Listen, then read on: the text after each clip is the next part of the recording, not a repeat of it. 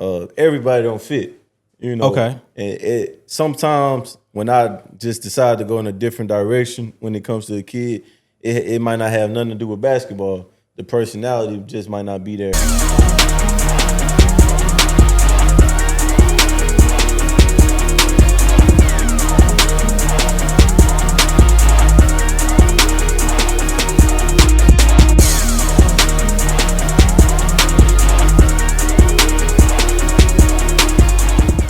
Welcome to CourtSide, where we sit on the sideline and we discuss sports as if we can do it better ourselves.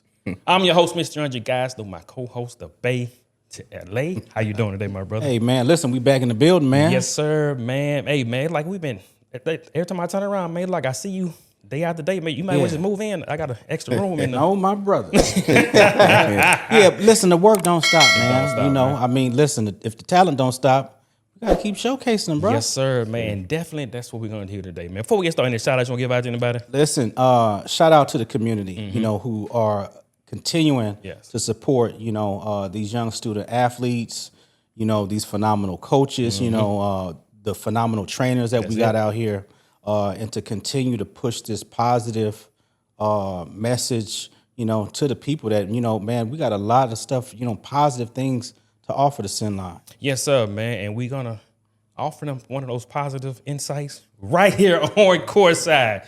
Like we always do on CourtSide, what is athlete, former athlete, current athletes, current head coaches, former head coaches. Today is no different. And today we have a special guest in the building. Our special guest makes his way by way of Mississippi. He played his college basketball at Mississippi State Valley. Then he went on to transition to Louisiana Christian College, where he became the assistant coach. And now he's the head basketball coach. CourtSide, help us welcome to the show, Coach Barnes. How you doing today, Coach Barnes? Doing well. How you doing? I'm good, man. Before we get started, any shout-outs you want to give out to anybody? I always got to recognize God. Yes, sir. He's head of my life, ordering my steps. Definitely shout out to my parents. Shout out to all the people that's kind of been supporting me throughout the journey. Shout out to my family. I don't want to go too deep in it. Gotcha. You'll forget people. So shout out to the whole family, man. That include everybody, man. Like we said a little bit ago in the introduction, you're now the head coach at Louisiana Christian College, man. First of all, congratulations from us here at CourtSide. What was that moment like for you when you found out that you was officially the head coach over there? Did not believe it.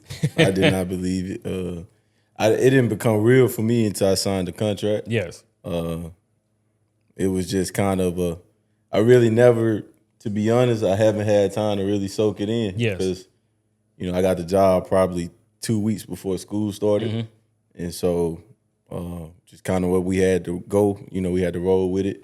We was able to sign a couple extra guys, probably I think 2. Justice came in pretty late, and then Coco came late. So gotcha. we signed 2 guys late. Everybody else was kind of returners.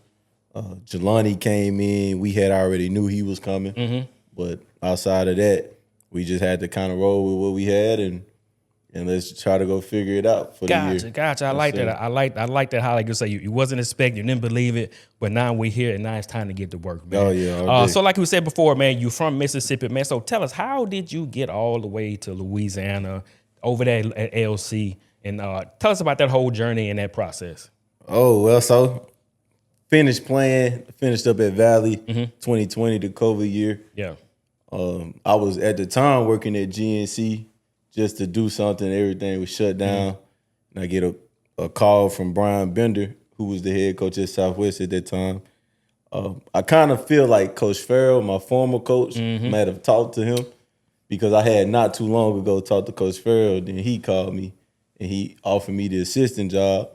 And I'm like, at this point in my life, I don't know what's about to happen next. But sticking around basketball can't be too bad. Can't be too bad, yeah. And going back to Southwest, we had won a championship in 2016. So definitely a place dear to me. Still got family and friends in Macomb. So going back was like a no-brainer, especially at that time because you don't know what's next. What's next, so, going back, just working, doing what I do, falling in love with the process. met Coach Mason, who was the head coach at LC. Yeah. And that day that it happened, I actually was not supposed to be there. But everything that's for your bad is not for your bad. My truck broke down on the highway, and I was just like, I kind of fixed it myself, but my mechanic was like, man, let me come to you wherever you at. And by the time he got there, it was just too late to go where I was supposed to go. So just turned around, tried to make it to practice. That's the day I ended up meeting Coach Mason. So divine intervention. That's it. That's it. Yeah. You know, God do what he do. That's kind of been my whole life. One day I'm doing this, and next day he send a blessing. Send a blessing. Yes. Meeting Coach Mason definitely was a blessing. We just stayed in contact. I ended up going back to Valley as an assistant with Lindsey Hunter, my dude. Gotta give him a call. But Lynn, he kind of took me under his wing, and he was the first one to kind of say, like, dude, you got a shot to be a head coach. I can kind of see it in you. And so with that, he started kind of treating me like it, you know, letting me run practice, stuff like that. Yeah. And at this point, I'm 2 years removed. Gotcha. Like, I'm still seeing people I went to school with, you know, around Valley at that time. So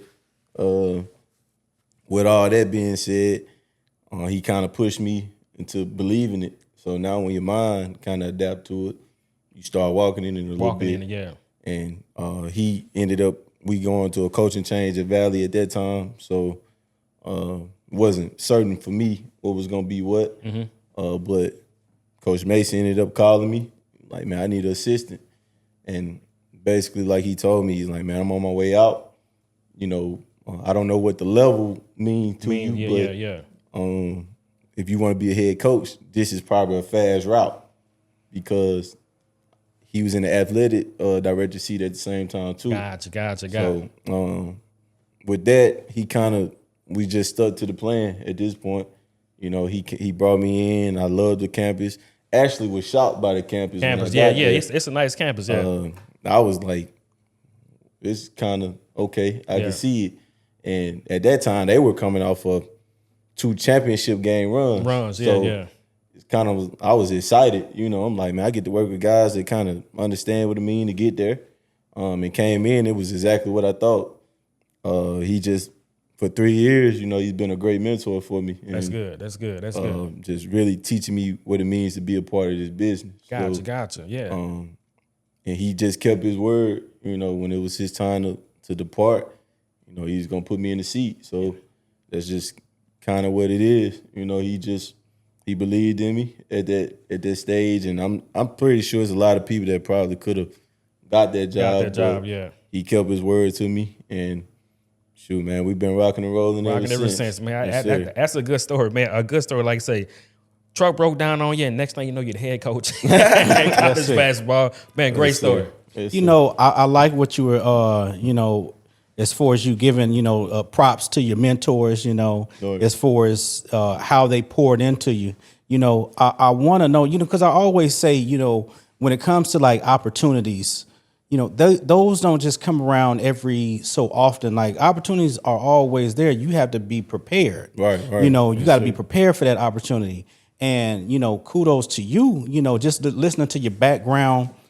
Sure. You were qualified, you know, so it wasn't by happenstance that you got it, you know, and you know, I'd be remiss to ask you, brother, how old are you? 28 years old. So hold on. 28. 28 years young. Yes, sir. At LC. LC in this community, you know, has been a staple as far as definitely education. Right. Everybody knows you got to have them grades to be in LC. All day long. You know, and as far as, you know, sports wise, you know, they've been stepping it up. And it's good to see that you're in that seat now, you know, moving forward. Can you tell me a little bit about your player background that prepared you for this moment? I would have to say, and a lot of people might be shocked by this, but I would have to say Jim Hill High School. My head coach at that time was Stan Speech, and he was just different. He was different, bro. How was he different? I was in college and high school. Okay. We didn't know that, of course, because we wasn't in college. But when you get to college and it's like, man, we've been doing this since high school. Right. Coach Speech, man, he was I can't even call him Stan. I still got the respect for him. But Coach Speech, man, he was just an everyday dude. You know, we had the saying, every day is a work day. So, I mean, he was every day.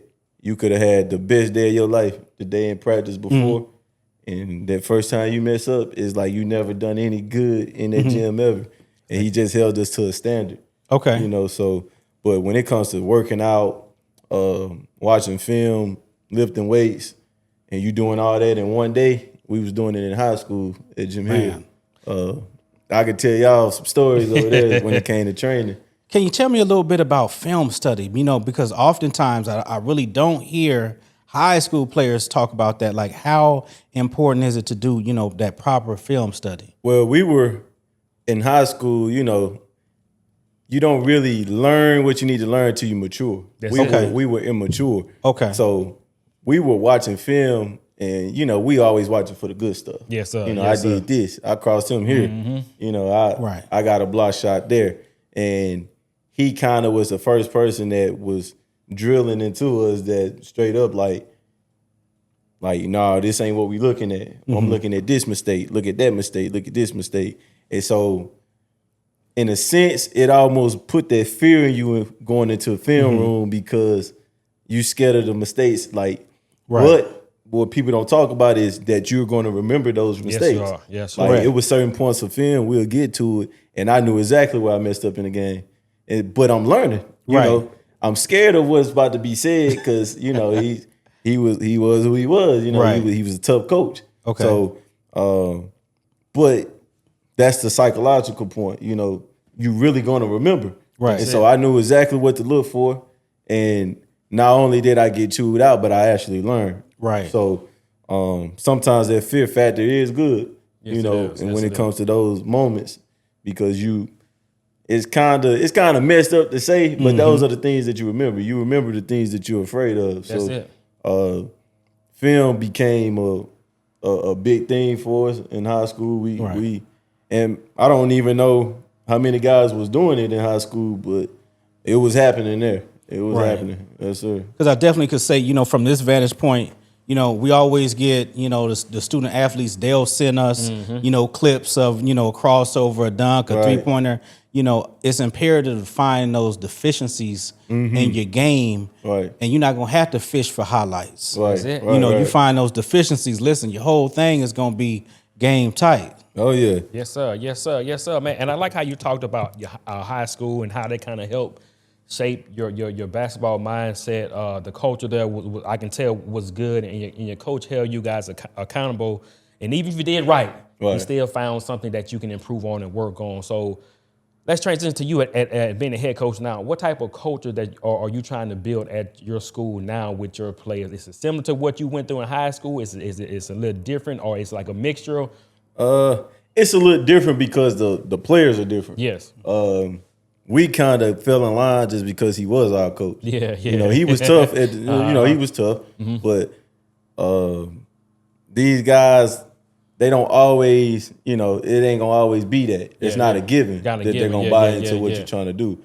And so we had to be a little bit more relationship oriented. Because in order to coach that style, you had to really have a relationship. Yeah. Because no matter what was going to happen, you know, I wasn't going to do too much talking back. No. I got frustrated sometimes. I had moments, you know, but we can probably count on our hand how many moments we had like that. But, I mean, that's kind of an everyday thing now in this generation. So when it comes to what we try to do, we try to build a family-oriented environment because, I mean, like we got the saying, there's no lack in our circle. So within that circle, we all got to be together to understand when I get on you, it's not because I'm just trying to get on you, but it's because, you know, you can be better, and I believe that you can be better. If you could not do it, I wouldn't say nothing. Gotcha. I tell them all the time, you know, if I didn't believe that you could be this, I wouldn't say a word. Man. And then you're in trouble. Because when I'm not talking to you, I don't see anything for you. Yes. I like that. I like that approach, man, because I tell my older son that at the same time because he's in college playing football. And then he would, you know, call me and tell me the DB coach said this, the defensive coordinator said this. I'm like, that's good. They see something in you. Like, take that and learn from it, man. But I also like how you said that when you was in high school, it wasn't too much talking back. Right. You know what I'm saying? Like I fell in line because he was the head coach, and now this generation is a little bit different. And I like how you said you like to build those relationships. So what are some things you like to do as a head coach to help build those relationships with individual players or as a group or as a whole? Oh, I call them dudes often. Yeah. You know, the ones that's returning, you know, I call them and I really we talk about things that has nothing to do about basketball. Gotcha. I like and that. that's kind of the icebreaker with them dudes. I played, you know, I got a video game not too long ago. I hadn't had video games since probably college, and I started getting pretty good, so I thought I could challenge them. They on a different level. Yeah, they different level with that, yeah. This one of my guys, Nate, man, he with me so bad in college football. And I was like, you know, bro, you beat me like that again, you gonna get put off my team. But you know, you have to really spend time. Yeah, you have to, because they're not. I mean, the style. Like I don't know if y'all ever been to an LCU game this past year. I hadn't been this past year. Yeah, this past year I figured out what kind of head coach I'm gonna be. Yeah. So it get rough at them games, you know, when it's time to go. Yeah. And you gotta coach them. Yeah. Like, so it's no way I can do that if I don't spend time with these dudes. And you're right, man. You have to spend that time to build a relationship, to get on them, to kind of enforce the standard and still let them know, like, hey, I'm on you, but I'm doing it for a reason. Yes, sir. So, you know, looking at the landscape when it comes to, you know, college sports, a lot's changed, you know, with the transfer portal, you got the NIL. As far as what are some qualities as far as you looking for bringing people into your program? Keeping up the circle. Like I talk about that circle all the time, but everybody don't fit, you know. Okay. And sometimes when I just decide to go in a different direction when it comes to a kid, it might not have nothing to do with basketball. The personality just might not be there. Mm-hmm. I try to focus on the masses more than the individual. So sometimes I just don't even bring a guy that I know he probably not gonna fit this. And we have a different environment, you know, with it being a Christian school. Okay. You know, you got to kind of fit that. Not saying that, you know, I don't recruit in certain areas just because it's a Christian school. Okay. But some guys just, they show you early, like, they just not going to fit. So when it comes to basketball, you know, I got to do my job as a coach. A part of that is development, you know, getting in the gym with dudes. So I don't always look for the complete player, but just more than anything, just seeing room to grow. Because if you just come in, you do the work, you have no choice but to get better because it is an everyday thing. And so with that, you know, you try to match personalities a little bit more and character a little bit more than you just, you know, seeking out who's just the best guy. Right. So I would say that character part is probably one of the biggest things because, like, I don't have kids right now. Okay. But, you know, I would want kids that I don't mind my child being around, you know. Mm-hmm. Okay. Young players who are watching out there in the courtside space, what kind of advice would you give them if they are seeking to go from high school and move to that next level, that collegiate level? What advice would you give these players? Always what you want. Mm-hmm. So kind of just research schools, research what you're trying to do. Go into it with a assurance of what you walking into, and just fall in love with the process. You know, everything, no matter where you at, you can always get better. So, in order to get better, it's a daily thing. It's like I said, it's a process with that. So you got to fall in love with that part, and not fall in love with what the game will do for you once you get there, because you'll skip so many steps. Yes. And then when you get there, you can't stay there. Gotcha. So, that's probably rule number one when I talk to younger guys. Like, really, really enjoy this process of getting there and getting better, and don't just talk it. Like, really, really be about it. Gotcha. I like what he said when he was talking about, you know, when you were talking about enjoying the process. You know, so many of them just, I want to make it here. I want to do X, Y, and Z. Yeah. And to what you're saying, if you fall in love with that process, it is simply just rinse and repeat. That's it. That's And it. you just go from victory to victory to victory. But if you fall in love with the process, the victory is just gonna keep coming all day long. That's it, Coach. Man, one last question before you go. What this year coming up? What can we expect from Wildcat basketball? Oh, we're gonna be tough, man. We're gonna be tough more than anything. We're gonna be physical. It's gonna be a group that's together. Yes. I can assure you that. Because whoever ain't with us gonna get up out of there. Yes, so, sir. when we're gonna play the right way, you gonna see we're gonna be exciting to watch because we're gonna get up and down. Yeah. I do want to play with a faster pace, but I don't. My goal every year is to live on defense. That's it. So I'm gonna find out. I'm gonna find 5. I tell them every year. I'm gonna find 5 that really want to guard the ball. We're gonna have some fun playing defense this year. Got some talent that's Javante is getting. Javante Thomas out of Pineville. I'm gonna shout him out. I'm hot with him right now because he's in summer school, but he's still my guy. I love him. Love him to death. Guys are working. We got a sour taste in our mouth. We went 7 and whatever this year. Yeah. But everybody in that room that's returning, they already know why we were 7 and whatever. Yeah. We lost probably 10 or more games by less than 6 points. Ooh, so yes, right there, yeah, you right there. A couple possessions. Yeah. And you probably 17 and whatever. Well, just fixing what we got to fix and sticking to that process. Not gonna change. What we do is what we do. How we train is how we train. How we go about our business is how we go about our business. But you're gonna see a unit. That's it. I tell y'all that you'll see a unit. I put them guys through a lot. Like I put them through a lot. The Army come in the gym. Like they do Army training. Well, that's good. That's good. Yeah, military minded, huh? I like that. I like that, man. Debate. Any last words before we go? Listen, I'm just excited, to see what we got coming next. Yes, sir. Because we definitely gonna be in the building. We definitely gonna support. Yes, sir. Yes, sir. That's it, man. All right, guys. You've been listening to CourtSide, where we sit on the sideline and we discuss sports as if we can do it better ourselves.